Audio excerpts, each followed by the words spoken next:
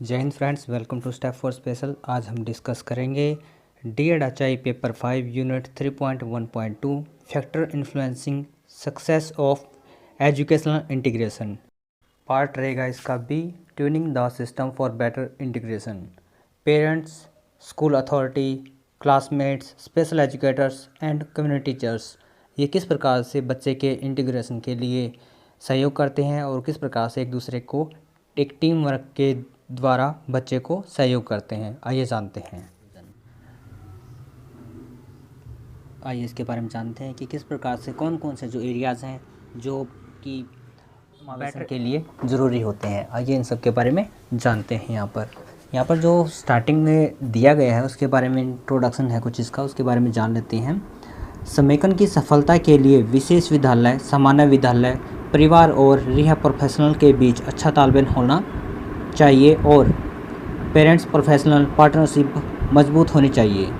माता पिता बच्चे के पहले शिक्षक होते हैं और बच्चा भावात्मक रूप से या मनोवैज्ञानिक रूप से इनके साथ सबसे ज़्यादा जुड़ा हुआ महसूस करता है। इसलिए माता पिता को आदर्श शिक्षक कहा जाता है।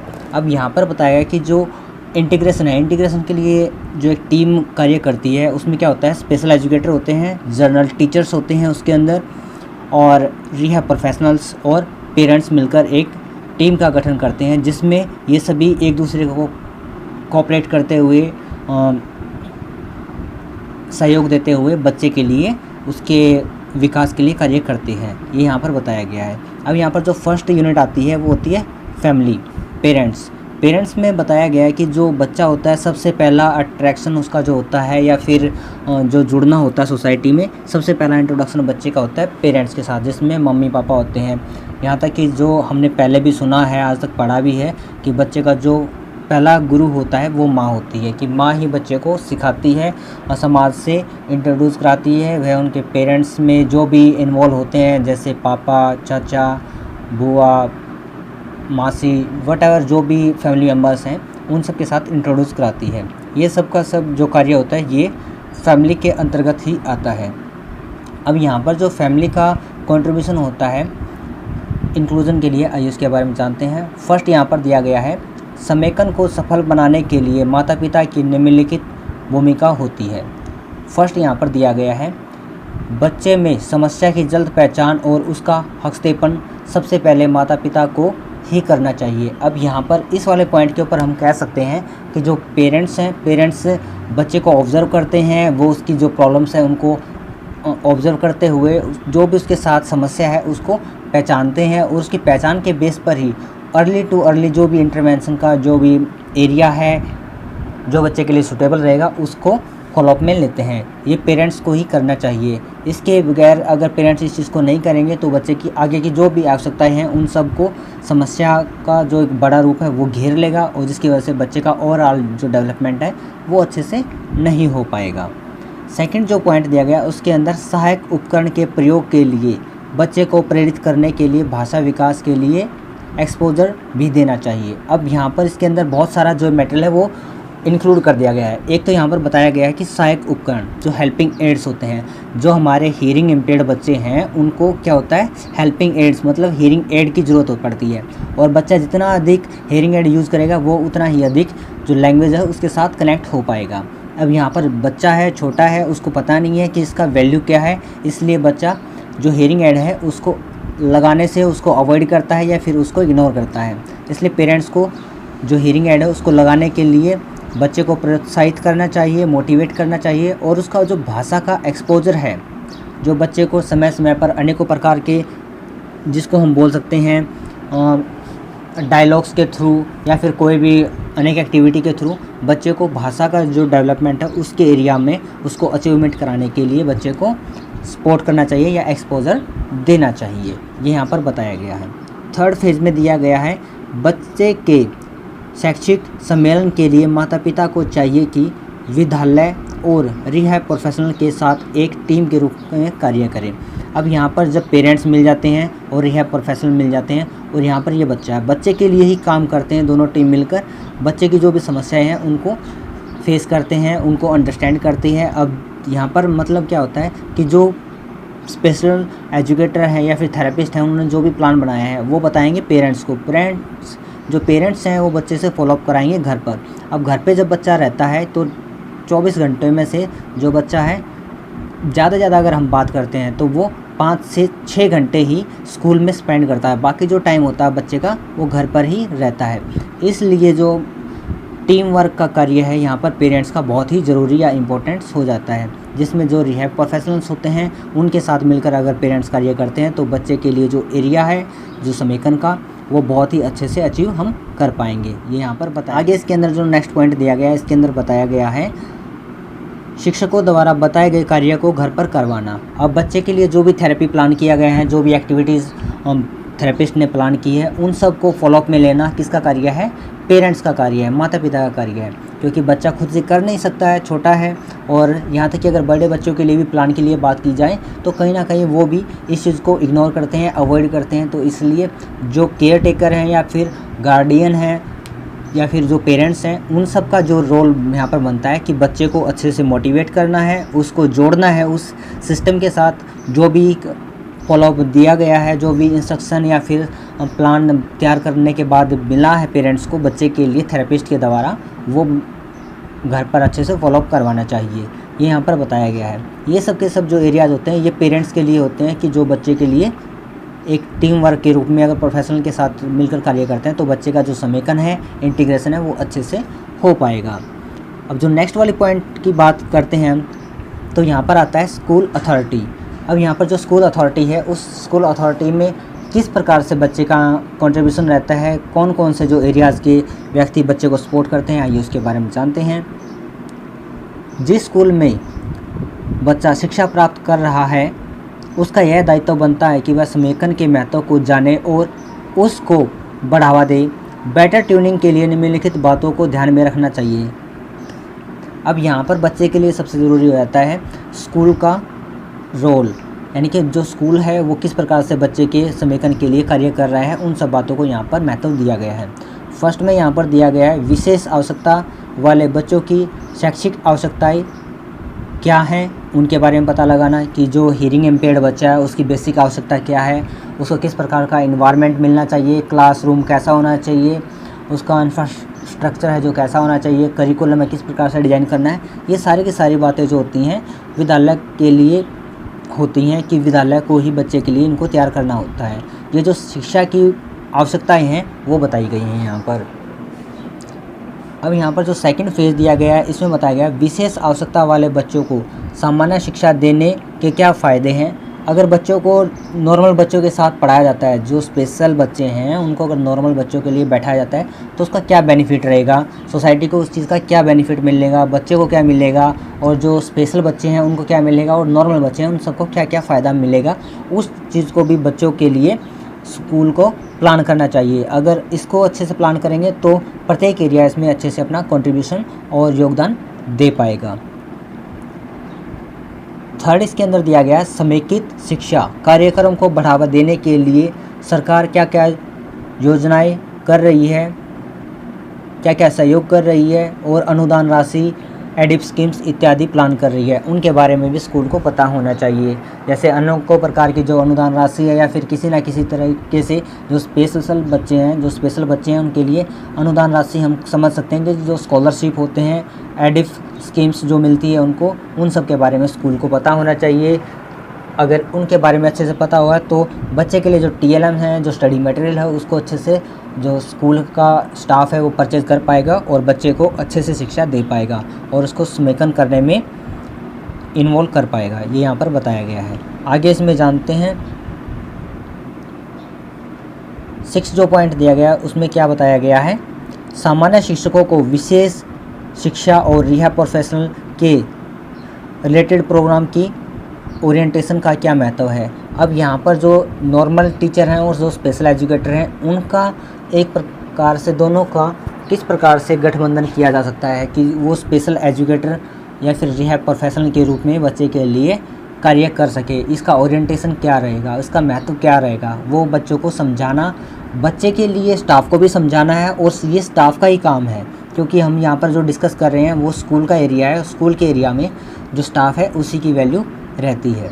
6 वाला जो पॉइंट दिया गया है इसके अंदर बताया गया है उन शिक्षकों को सम्मानित करना जो समेकन को बढ़ावा देते हैं। अब यहाँ पर हम बात कर रहे हैं कुछ ऐसे आइडियल टीचर्स जो बच्चों के समेकन के लिए या फिर सोसाइटी में अनेकों प्रकार से अपना कंट्रीब्यूशन देते हुए एक दिव्यांग बच्चे को शिक्षा के साथ जोड़ने के लिए और समाज में फैली हुई नेगेटिविटी या फिर जो गलत अवधारणा है उसको ख़त्म करने के लिए अपना जो प्रयास कर रहे हैं उनको सम्मानित करना भी चाहिए, जिससे समाज में अनेकों प्रकार की जो कठिनाइयाँ हैं उनको कम किया जा सके और जो टीचर्स हैं वो भी बढ़ चढ़कर एक दूसरे का सहयोग करते हुए समेकन के लिए या फिर स्पेशल बच्चे के लिए अपना कंट्रीब्यूशन दे सकें। ये यहाँ पर दिया गया है।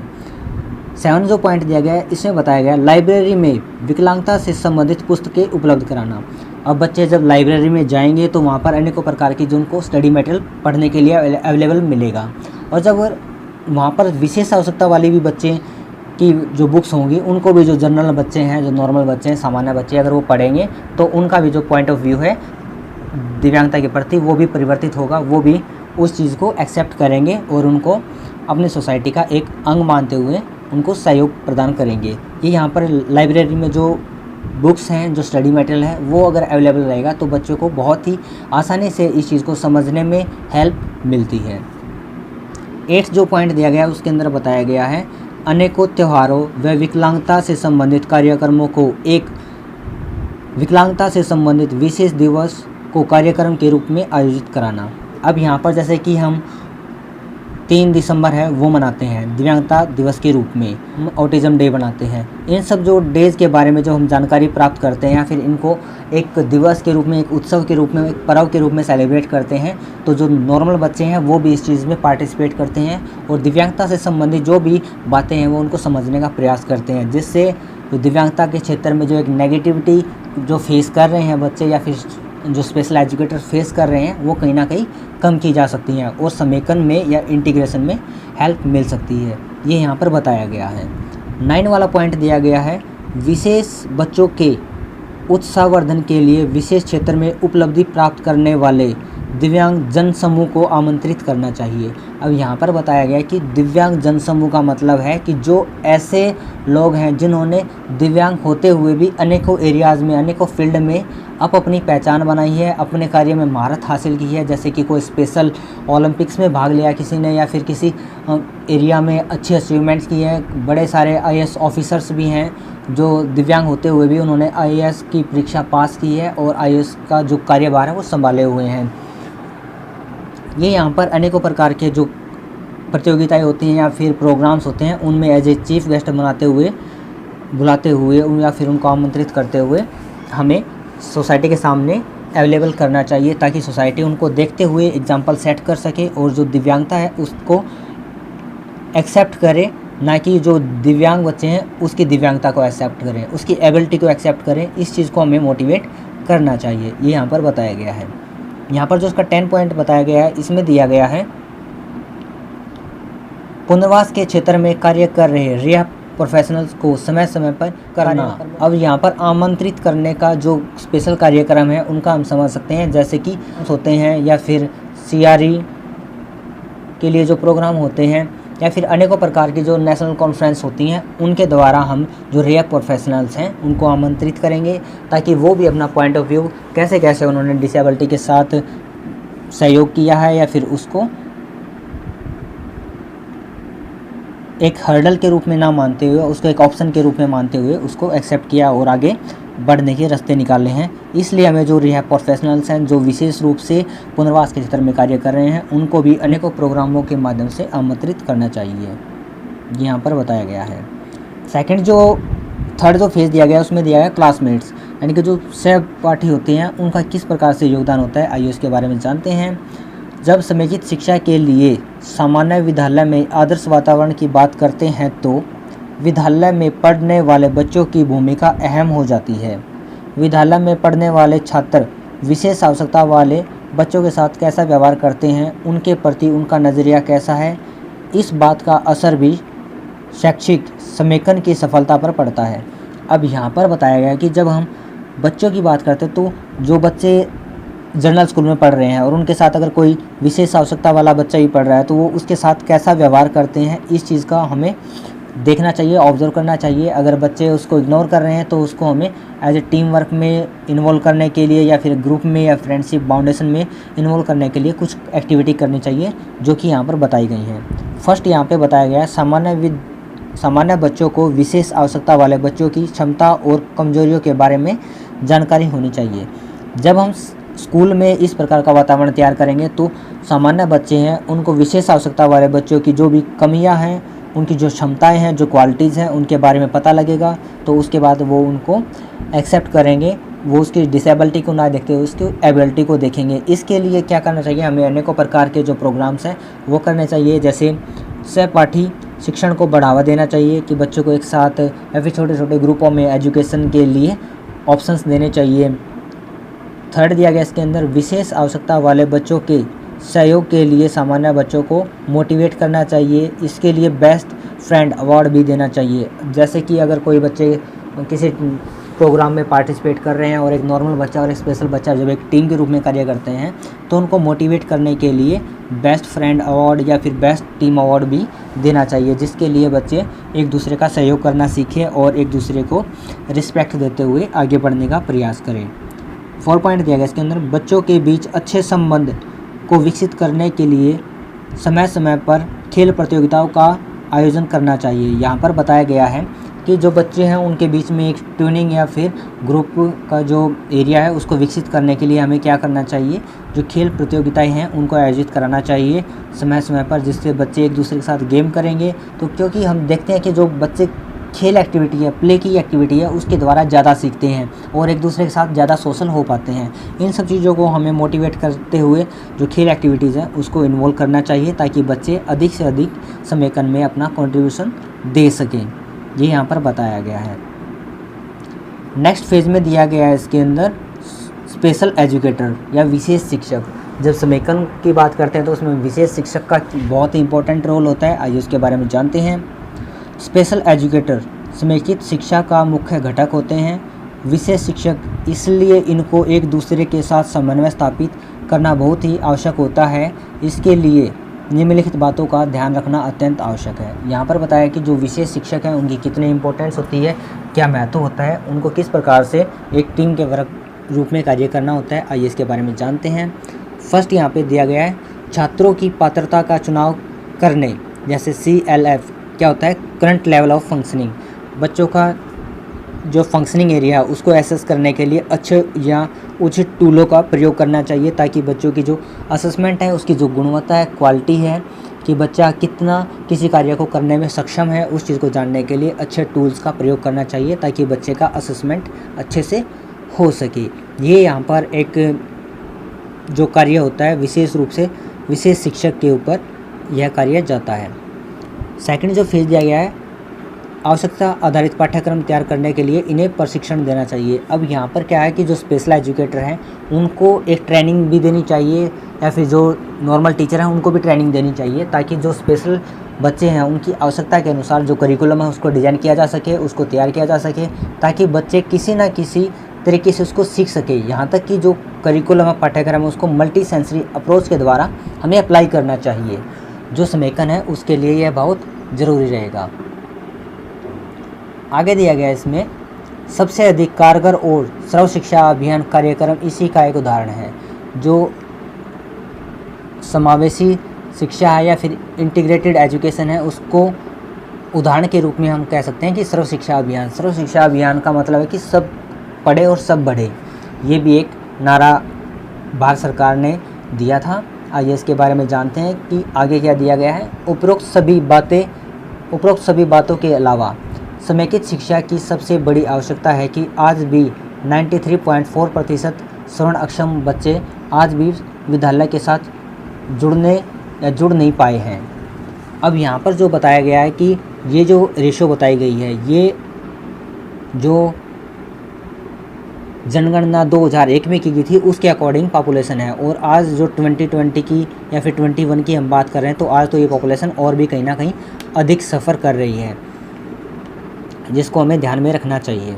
आगे दिया गया इसके अंदर, इसी तरह अन्य विकलांगता से ग्रसित बच्चे भी विद्यालय से बाहर हैं।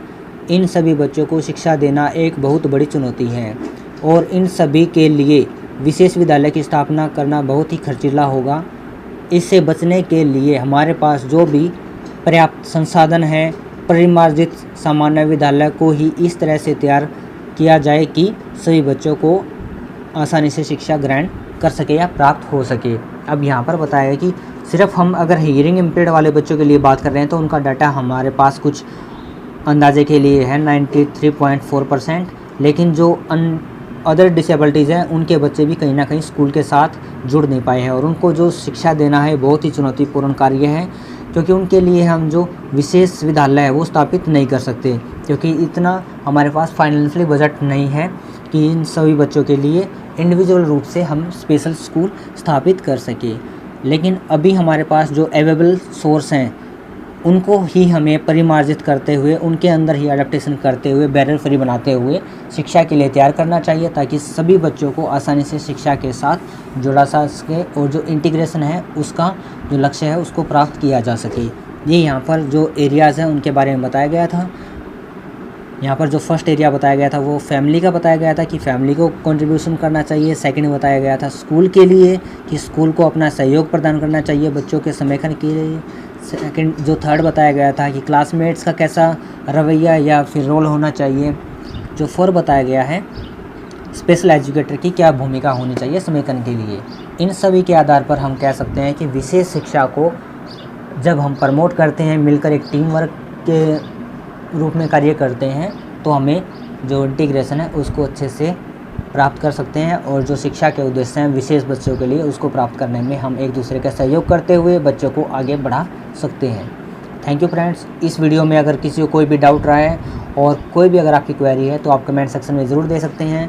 हम नेक्स्ट वीडियो में आपके जो डाउट्स हैं उसको रखेंगे, इन्वॉल्व करेंगे और हम प्रयास कर रहे हैं कि आने वाले कुछ समय में आपके लिए ऑनलाइन क्लासेस है उसको भी तैयार किया जाए।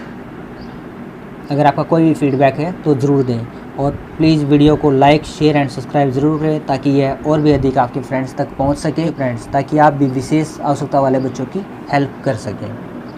यही हमारा मोटिव है। जय हिंद। Thank you friends.